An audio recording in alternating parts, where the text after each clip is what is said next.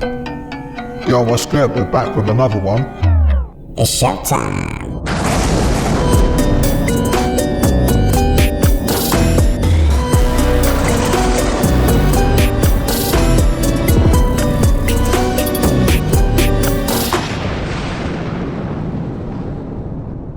Are we alone in the universe? The question is back in the spotlight as government officials speak out in a new documentary. I have seen with my own eyes non-human craft and non-human beings. An explosive documentary is setting out to prove aliens are real and the government is covering it up. The new film, The Age of Disclosure, claims to reveal an 80-year cover-up of the existence of non-human intelligent life and a secret war amongst major nations to reverse engineer technology of non-human origin. You think for a second that they wouldn't consider using it to achieve their ends of domination? It features more than 30 U.S. officials speaking out on the alleged existence of aliens and UFOs, including Secretary of State Marco Rubio. Even presidents have been operating on a need-to-know basis, but that begins to ramp out of control. The film just premiered at the South by Southwest Film Festival. Kind of spread like wildfire amongst those who are in the inner circle on this within our government, and they started to realize this is a unique opportunity to bring the truth out. I think it gave them an opportunity to tell their side of the story, and they had absolutely nothing to gain but public humiliation. I mean, myself, I've lost contributors. This is the biggest discovery in human history. Reaction has been mixed. One person posting, "Spreading the word about this topic is the most important story in the history of humanity," but another saying, "Not a single scrap of verifiable evidence has ever been shown." A public release date for the film has not yet been announced. I'll definitely be watching. Must be good if they showed it at South by Southwest. It's happening this year, bro. There's a story that, another story involving you and your son that I want to ask you about because I don't know the details on this story, but you guys saw a UFO, true? Oh, you're talking about, yeah. In a plane, right? Yeah. Well, Goldie had an experience. She wrote about it in her book. But anyway, so she's not just a firm believer. She had an experience. So one time, Oliver, I was flying. It was in a time where I was kind of like I just a couple years earlier learned to fly. So I was still at a period in my life where any excuse to fly would do. He wanted to go to Phoenix to see a friend, and I said, sure, I'll fly. Oh, really? Okay. So we flew My dad wouldn't drive me to the mall, by the way. Maybe bowling, that was it. So we're going into Phoenix, and I think it was Sky Harbor, and there's these bank of lights, 6 lights, in the shape of a triangle going back right over the airport. And I'm looking at them as I'm coming in. I'm, on the horn talking to them, and I'm coming in. And I'm not saying anything about it because I'm kind of confused by it, but I can't tell if this is going to be an issue or not with landing. And Oliver said, hey, Pa, what are those lights? And I said, yeah, I don't know. I don't know what they are. And so anyway, I called up the tower and I said, what are you guys painting tonight over the airport? And they said, we're not showing anything. What are you seeing? I said, well, there's 6 lights in a row. And they said, do you want to report this? And I said, look, I can't identify it. It's flying and it's 6 objects. So that's what it is, right? So we landed. I dropped him off, flew home. Years later, I come home and Goldie's watching this show on UFOs. And the most reported one of all time was this one in Phoenix. And I start to see this show and I said, wait a minute. That's the night Ollie and I were landing in Phoenix. I remember that. And I said, wait a minute, I've got it in my logbook. So I went to my logbook and I didn't mention anything about the reporting the UFO, but my flight was logged. So I said, yeah. And on the show, they talked about 20,000 people reporting it and only one general aviation pilot. And I said, that's me. So the weirdest part of that to me, though, was I'd never thought about it from the time I landed until I saw that TV show. And when I saw Oliver the next day, he hadn't either. Really? I thought that was kind of bizarre. That's when you know you have an interesting life, when you go like, yeah, UFO. We gotta do a deep dive on the Phoenix lights, bro. Yeah, that'd be a good one. Can't believe Goldie Hawn saw a UFO too. Forget out-of-towners. Goldie Hawn says she's met out-of-worlders. The iconic actress reveals she once had an encounter with extraterrestrials. The 77-year-old recalls a time in her early 20s when she was sleeping in a friend's car while working as a dancer in California, saying, "I got this high-pitched sound in my ear. It was this high frequency, and I looked out the window and I saw these 2 or 3 triangular shaped heads." The Overboard star describes the aliens as being, quote, silver with a slash for a mouth and a tiny little nose. Goldie continues, "They were pointing at me in the car as if they were discussing me, like I was a subject, and they were droning. I could not move. I was paralyzed." Despite thinking in the moment that she'd, quote, made contact with outer space, the first Wives Club actress says she chalked it all up to a dream. At least that is, until she found books featuring similar stories. And in fact, it was a conversation she had with an astrophysicist many years later that triggered even more details about her encounter. Goldie explains, "Suddenly I remembered something. They touched my face, and it felt like the finger of God. It was the most benevolent, loving feeling. This was powerful. It was filled with light."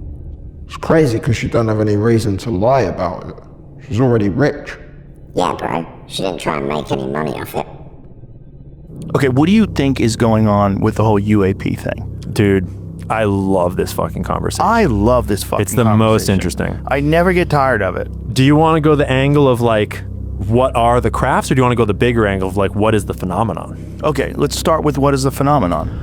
I think that right now, science and religion and UAP exposure are all converging on similar truths. And what I mean by that is that science, so you know the science of consciousness, how we don't really know where the fuck consciousness comes from? Right. But there's a lot of people that start to suggest that it sounds like we're antenna that are receiving consciousness from some sort of consciousness field or some sort of other, like... Have you read any Thomas Campbell? No, I don't think so. You should read The Big Toe, A Theory of Everything. I would, yeah. Very bizarre stuff. Very hard to swallow. You got to go back and listen to it multiple times. I like that kind of shit. Times. I had him on the podcast, and at the end of it, I was like, we got to stop here. Think about everything you said, and then we'll bring you back, and we'll go deeper, because he wanted to keep going and go deeper and deeper. Like, he's been living in the It goes and goes, dude. Because you're talking metaphysics, you're talking physics, you're talking multiverse, like history and like disclosure about history and dimension. And like, I suspect that whatever consciousness is coming from is this multiverse, this consciousness field, this ether, this multidimensional thing, whatever. I suspect that's very similar to what UAPs are traversing in and out of and through. And I suspect that's very similar to what we identify as either the gods plural, the aliens plural that have these abilities we don't have, angels, as well as God singular, which is probably the highest up above all of those things. I suspect there's a version of all these things that are starting to converge on one truth, because when you learn about remote viewing, that's what really cracked it for me, was learning how much money the CIA has invested in remote viewing over the years. The CIA is not spending millions and millions of dollars on some crackpot bullshit that's not going to work. They would for a little while, but they've been doing it and doing it and doing it. And now we've got disclosure from people that are coming out whistleblowing that they are doing it today. And I'm in the program, and this is how we did it. Have you listened to the telepathy tapes?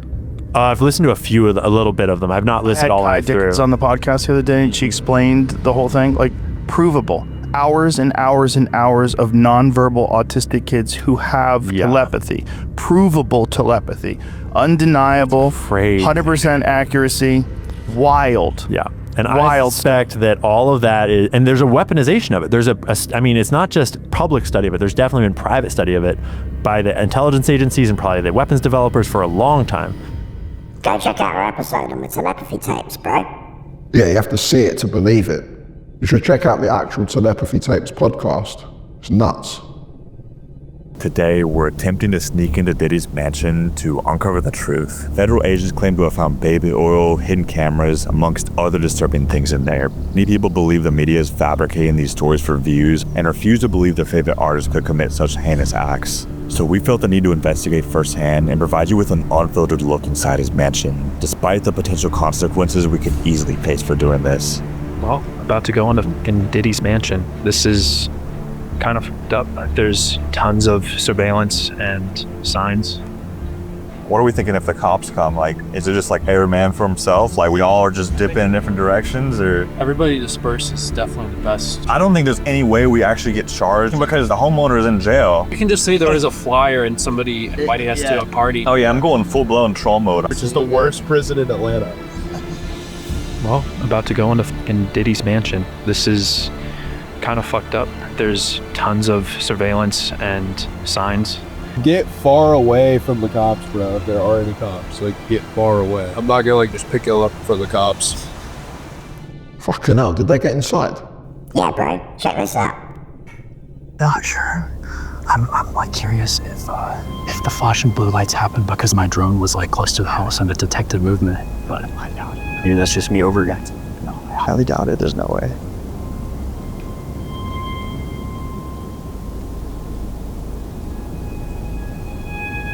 Holy shit, dude, this is so nerve-wracking. Dude, look. I just see a sign that says cameras. We will end up like this. Is that cameras? I can't tell. See on the corners? Should we hop it? Should we send it? Yeah, I think let's do it. I'm not seeing any camera. It looks like they started renovating, obviously, and it looks like they pumped the water out of the pool. Okay, I told them to drive around and like do loops, make sure the front doesn't have cops. But I'm just like super scared, like a sensor's gonna go off and it's gonna start like blaring. Oh, what the fuck is that? That thing right there. Looks like a sensor. Maybe we could try on that side. If there's gonna be a camera, it's gonna be where it's super well lit, like right here.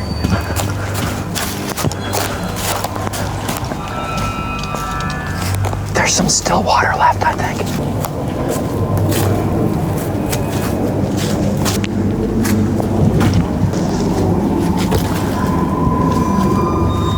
Should we go below? Okay, yeah, sure. This is super far deep.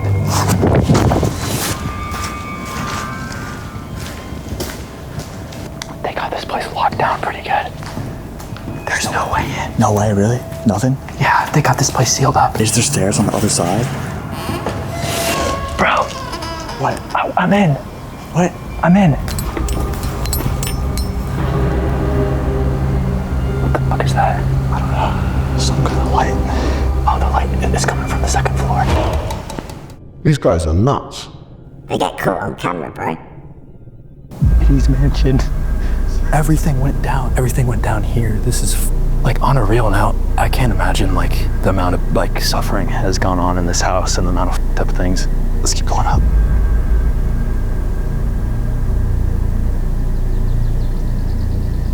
We can see cars from here, which means they can see us if we shine a light. I really like want to push a button. This is a massive property. Yeah, no cops. This house is so huge, bro. Like it's actually massive. Yeah, watch out. Don't fall through the floor. Literally die. This could kill us. This is so dangerous. The cops are coming. There's blue light. I don't even know if there is active surveillance. I haven't seen a single camera. What was that thing out there, though? I don't know. Maybe a sensor. The thing is like, it's so expensive to like actually actively surveil a place. But then again, this is like such an expensive property. Look at this. What the yeah, what is that, bro? Gotta be careful. Yeah, let me fall through. Yeah. Oh, this is so scary. Is this just drywall? I don't know. What is this? Yeah. I think it will hold. Oh God, just don't want either of us getting hurt, man. Oh my God. What? It's Diddy's AC unit. Oh, that's the original. It's the OG. So yeah, there was 16 bathrooms here. Dude, what do you need 16 bathrooms for? That's and 8 bedrooms. Yeah, I don't understand. Yeah, this place custom built, you think? I wish like all the appliances and stuff were still here because there was like, apparently somebody told me there was like baby oil in the fridge. Shit, this is like right window view, bro, I think. Yeah. Right. Yeah, no, don't worry. But dude, this is so crazy. We literally like pulled up to this place thinking that it was gonna be like hella locked down. Looks like they have security cameras and shit. But they bought $20 lights on Amazon and just filled the whole house with blue flashing lights. I literally called, did I not? You think there's a camera if we go that way, or you think we should be good? I believe like there's no cameras inside this house. We should hurry, walk through here though, because we're playing blue with the window. Yeah, this place is completely gutted. Looks like they nailed the door shut. Oh, bro, Bat just took a picture of you. Shit, oh shit, let's go. Yeah. The last thing we wanted was to end up like those guys in the sign. If we took the front entrance the same way we came in, the cops would definitely be waiting for us. That left us with only one way out, but that meant disappearing into miles of dense, pitch black woods with no clear path, not to mention going out through the back meant cutting straight through private property. And in a place like this, getting spotted there could end way worse than just dealing with police. We're lucky they didn't get shot. They made it out alive, bro. When I train AI systems to predict the next word, they have almost no priors, right? Their architecture is very generic. It's not structured to understand language. You can argue, linguists argue over it, whether the human brain is kind of structured or adapted in some way to language in particular. Transformer architecture is so generic, I think we can confidently say they pretty much aren't. And yet they're able to learn human languages very well. And so if we look at the patterns of communication that animals have when they talk to each other, it's there's a lot we don't know, but I think there's enough to suggest that with at least some animals, you mentioned like whales or dolphins, there's some significant complexity to their communications with each other. And so it would be my pretty strong prediction that if we can train AI systems on the patterns in these communications, they'll be able to make sense of them. Like AI systems, they're general pattern learners and pattern recognizers. If they can learn human languages, my guess is they can probably decode something about these animals, and perhaps this would allow us to generate synthetic signals that could let us talk to the animals. This is exciting. Why don't they do it for all animals? Nah, bro, they're taking it too far. You're putting us into the Matrix. This is the Matrix. This is the Matrix. Scientists have just combined human brain cells with silicon chips. What? Cameron does one. It's better on them. Yeah, so this is where they live. So they get mature in an incubator. Yeah. Then they get plated inside that center portion there. And then we put them in this metal chassis. And this is what we call that cap, the metal cap. So we can see right through the middle. So we can image the cells using a microscope. This is input, this is output. And so if you trace it all the way through, input will come from one of these filtration units. So the way it's designed. So for people who don't know, because we just spent a couple hours talking about the chip that goes in here. Yes. That has something like 800,000 neurons on it. Right. Biological cells. Biological cells. That are doing not AI, but human intelligence is on a chip. That's correct. You're putting us into the Matrix. This is the Matrix. This is the Matrix. Ish. Cortical Labs has created CL1, the world's first biological computer. It combines human brain cells grown in a lab with traditional silicon chips to create a smarter and more energy-efficient system. CL1 can learn and adapt faster than normal AI, making it useful for medical research, drug discovery, and robotics. Yeah, I don't know about this. Imagine if that's what we are. Just cells on a chip in someone else's matrix. We're more than that, bro. We're not in a simulation. What do you think is more special, intelligence or consciousness? I think consciousness, and I think that there's a deep connection between these ideas. They are distinct, but they're deeply connected. As a physicist, I look out at the world and I see its particles governed by physical law. We can name them. We got electrons, we got quarks that come in various flavors and so forth. We have a list of ingredients that science has revealed. And we have a list of laws that seemingly govern those ingredients. And nowhere in there is there even a hint that when you put those particles together in the right way, an inner world should turn on. And it's not only that there's no hint, it's insane. I mean, it's ridiculous. How could it be that a thoughtless, passionless, emotionless particle, when grouped together with compatriots, somehow can yield something so deeply foreign to the nature of the ingredients themselves? So answering that question, I think, is among the deepest and most difficult questions that we face. It's because we were created, bro. Yeah, but I still think we're in a simulation. Behind you is what looks like a brand new set of cameras. And I know that no one on the internet has ever seen these before. So this is ultimately an internet first. Now tell us about these cameras, because they've seen them with seatbelts. They've seen them detect people using mobile phones while driving. What does this do that they didn't know about before? Yeah, this is exactly an internet first, George. Okay, these are the first set of cameras in the UK that can detect impaired driving. Like you say, We've already seen it with seatbelts. We've already seen it with mobile phones, and the technology is absolutely brilliant. Okay, it's detected so many of those offences that us police officers on the ground probably wouldn't see. But we've introduced these cameras along this stretch of road. This is where we're trialling it. It's the UK first for it, and it does detect impaired driving. Okay, these cameras are going to be rolled out right across the UK. So if any of our viewers are thinking about drinking and driving or ingesting something that perhaps they shouldn't, then these cameras are going to be around and they are going to find you. Okay, so please have a look at this. This is what's out there now. Okay, the technology is there. The AI technology is there. The world is getting very modern in using this technology, and hopefully we will explain to you exactly how these things work with the manufacturers who've come all the way from Australia to tell us all about it. This is fucked. Obviously, if you drink drive, you're a dickhead. But it's not about that. This is just so they can issue more fines. Soon we won't be allowed to drive our own vehicles, bro.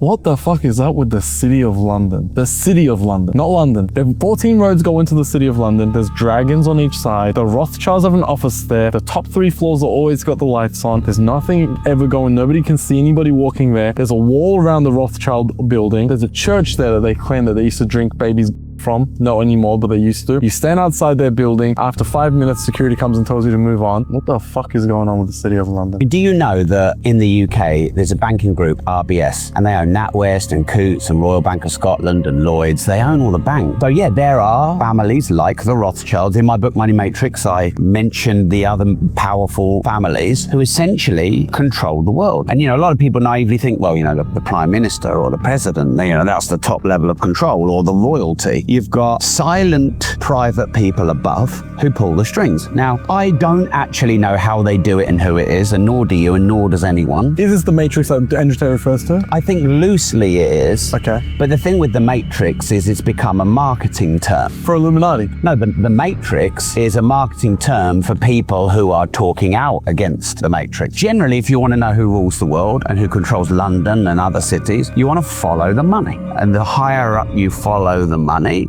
generally where it stops is that who controls the world. It's the way of the world. Obviously, they're a pair of twats, but they're right about the City of London. People in the comments say we keep pronouncing Rothschild wrong.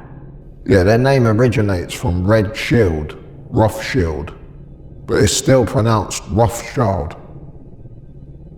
When the Roman Empire was collapsing, there was a man named Constantine. And Constantine ended up having this brilliant idea where they would restructure the Roman Empire. In where? Istanbul, Turkey. That's where it started, was Istanbul with Constantine. That's why it was called Constantinople, thank you. And so Constantine was brilliant. He's like, okay, so how do we control everything? And they were like, well, if we rewrite history, we can write the future too, because who controls the past controls the future. And then they also realized, well, we can't really have people like reaching higher states of consciousness through spirituality and through these teachings, so let's also take over religion. And what they did was they then turned into a monotheistic religion. And instead, then they started like persecuting anyone that wasn't a Christian, remember? Then they burned the Library of Alexandria. And then what they did is they went around the world and systematically destroyed all the ancient groups that were pre-Christian, such as the Gnostics. And that's the entire reason why the Dogon ended up in Mali, because Egypt was under religious persecution from not only the Romans, but other groups. There was a war over the ancient ways versus the new ways of thinking. And so the Roman Empire, the Crusades by the Christian Empire, was not about just converting people to Christianity, but it was about literally destroying any echoes of the past. It's crazy to think how much of history has been destroyed. We gotta do an episode on Tartaria, bro. Alright, you guys, we're talking about Tartaria. Check this out. This is just in my little humble town of Olympia, Washington. Let's go talk about this monstrosity. Alright, here we are. So guys, work started on this in 1911. You know, 1911 technology. Look at this thing. Look at it. It just goes on and on. Third tallest dome in North America. Just really quick, imagine it's 1911, less than 10,000 people live in the city, and imagine putting up that one. Okay, that is 8 feet tall by like 4 feet wide, and you have to stack so many of them. But just imagine doing that top one. How? right? And there's all these other accompanying buildings as well. Look how many goddamn pillars there are.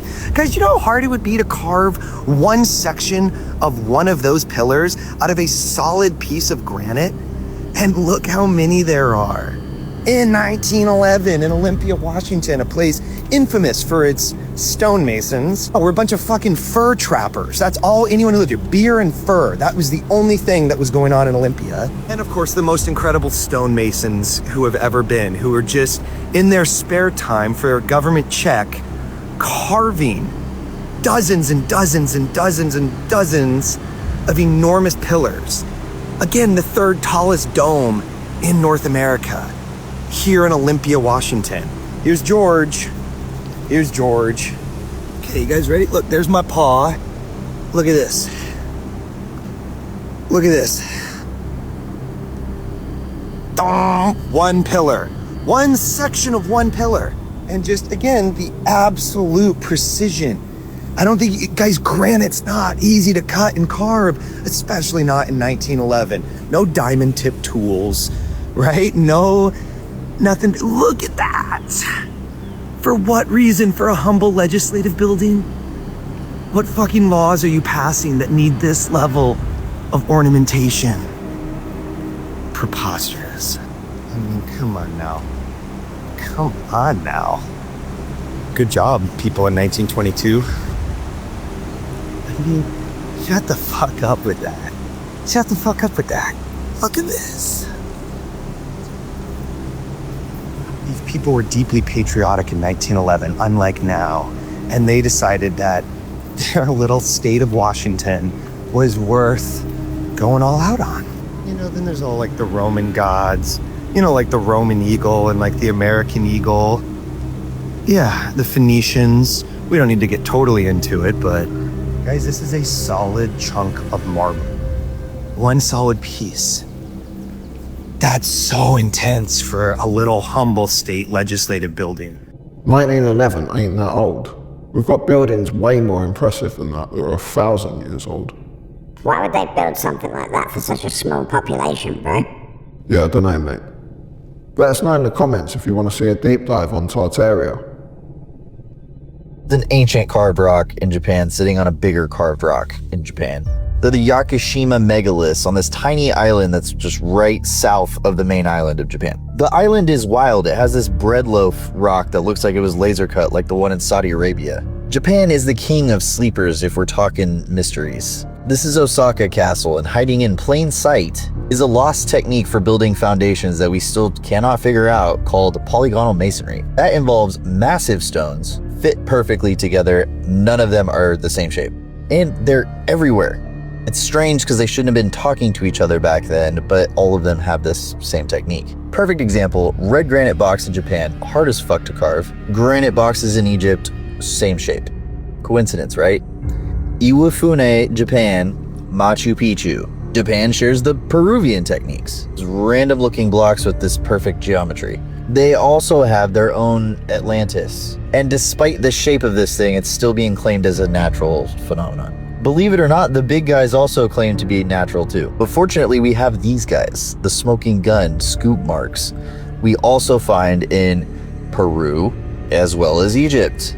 There's really clear signs of this. It's just most people aren't technically inclined, don't know what they're looking for, and some of it's even hidden deep within symbolism. It really helps if you get the locals' perspective and maybe go see them in person. The ancient world was connected, bro. But we'll have to save that for next time. Hold up, Ted, we gotta do the giveaway. Leave a comment on this video for a chance to win in our next episode. Let's do this, bro. Bang bang! Black, black. Pick something from our merch store and we'll send it straight out. 35% of you still haven't subscribed. Come on, bro. I want that plaque. A big thanks to all our channel members. We're turning down sponsorships all the time now. And it's thanks to you guys. Members get an extra episode every week, bro. And as always, thanks for watching. Remember to like, comment and subscribe. And we'll see you in the next one.